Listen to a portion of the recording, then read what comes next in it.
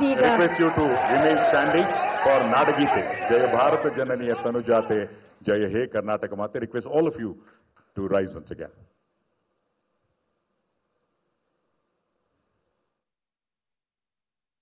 IIT ಆಡಿಟೋರಿಯಂಗೆ ಬಂದಿದ್ದಾರೆ PM Modi. ಎಲ್ಲಕ್ಕೂ ಎಲ್ಲ ಗಣ್ಯರಿದ್ದಾರೆ. ಇದೀಗ ತಾನೇ ರಾಷ್ಟ್ರಗೀತೆ ಮೊಳಗಿತು, ಈಗ ನಾಡಗೀತೆ ಮೊಳಗ್ತಾ ಇದೆ. ಕೆಲವೇ ಕ್ಷಣಗಳಲ್ಲಿ 3ನೇ ಹಂತದ ಯೋಜನೆಗೆ ಮೋದಿ ಶಂಕುಸ್ಥಾಪನೆಯನ್ನು ಮಾಡ್ತಾ ಇದ್ದಾರೆ. ನೋಡಿ, ಇದು ಸಂಗತಿ. ಹೇಗೆ ಒಂದು ನಗರ ಬದಲಾಗುತ್ತೆ, ಒಂದು ನಗರ ಬದಲಾಗಬೇಕು ಅಂತಂದರೆ ಅದಕ್ಕೆ ತಕ್ಕ ಹಾಗೆ ಬದಲಾವಣೆಯ ಪರ್ವ ಶುರುವಾಗಬೇಕು, ಬದಲಾವಣೆಯ ಗಾಳಿ ಬೀಸಬೇಕು. ನಾವು ನೋಡ್ತಾ ಇದ್ದೀವಿ ನೇರ ದೃಶ್ಯಾವಳಿಗಳನ್ನು.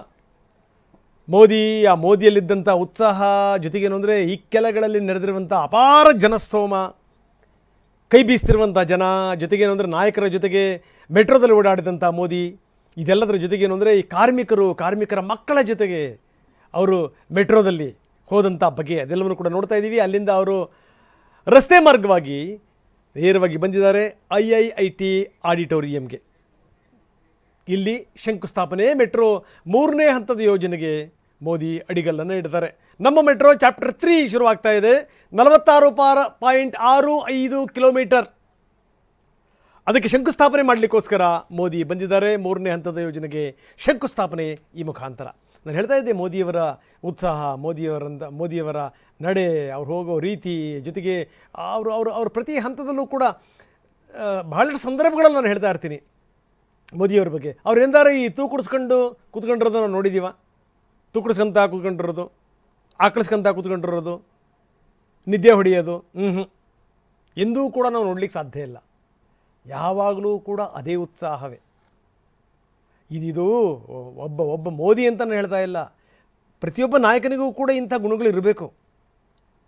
ಸುಮ್ಮನೆ ಬರುತ್ತಾ ಗುಣಗಳು? ಇಲ್ಲ, ಬರಲಿಕ್ಕೆ ಸಾಧ್ಯ ಇಲ್ಲ. ಅವೆಲ್ಲವೂ ಏನು ಅಂತಂತಂದರೆ ನಾವು ಬೆಳೆದು ಬಂದಂಥ ರೀತಿ, ಬೆಳೆದು ಬಂದಂಥ ಬಗೆ, ನಾವು ಅನುಭವಿಸಿದಂಥ ಯಾತನೆಗಳು, ಅನುಭವಿಸಿದಂಥ ಮುಜುಗರಗಳು, ಬದುಕು ನಮಗೇನು ಕಲಿಸಿದೆ, ಬದುಕು ನಮಗೇನು ಕಟ್ಟಿಕೊಟ್ಟಿದೆ, ಅದೆಲ್ಲದರ ಮೇಲೆ ಡಿಪೆಂಡ್ ಆಗುತ್ತೆ. ಸುಮ್ಮನೆ ಎಲ್ಲವೂ ಕೂಡ ಆಗುವಂಥದ್ದಲ್ಲ. ಅದನ್ನೇ ಮೋದಿ ಅವರೇನು ಮೊದಲಿಂದಲೂ ಕೂಡ ಸಕ್ರಿಯ ರಾಜಕಾರಣದಲ್ಲಿದ್ದರಾ? 2000ನೇ ಇಸ್ವಿಯಿಂದ ಹಿಂದ್ಗಡೆ ಎಲ್ಲಿದ್ದರು? ಅದಾದ ನಂತರನೇ ಅವರು ಗುಜರಾತ್ನ ಮುಖ್ಯಮಂತ್ರಿ ಆಗಿದ್ದು.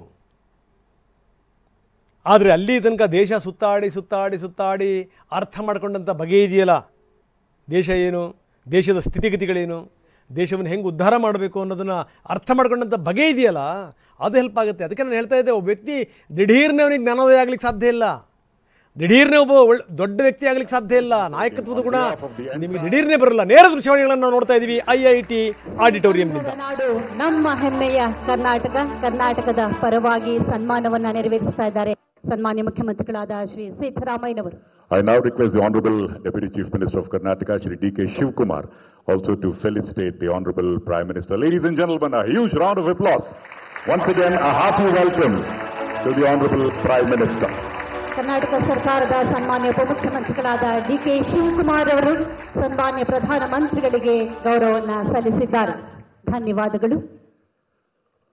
At this juncture, we now request the Honorable Union Minister of State for Jal Shakti and Railways, Shri V. Somanna, for the welcome address. ಎಲ್ಲರನ್ನ ಸ್ವಾಗತಿಸಲಿದ್ದಾರೆ ಶ್ರೀ ವಿ ಸೋಮಣ್ಣನವರು ಇದೀಗ.